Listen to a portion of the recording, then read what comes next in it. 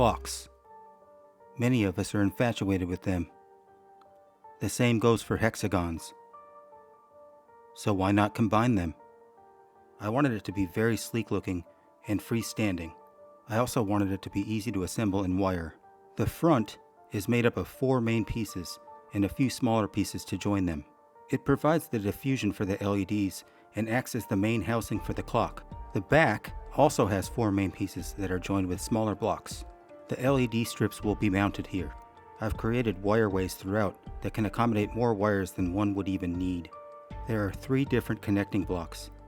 One for the ESP32, one for a short strip of LEDs that create a colon, and one that's basically just a connector but also has a mount for a small DuPont terminal. I've made this part wide enough to accommodate a logic shifter if needed. I would just run 5 volts, 3.3 volts, and ground over to here, where I would actually place the logic shifter itself.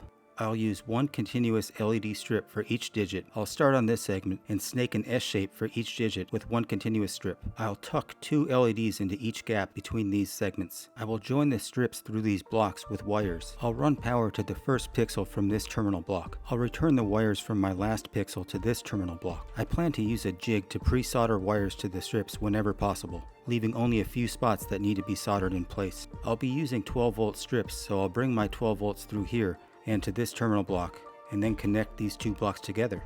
I'll control my clock with an ESP32 mini that will be powered with a 5 volt buck converter that is powered by the 12 volts. Once I was done printing, it took me less than 3 hours to assemble my clock. But enough talking, let's build this!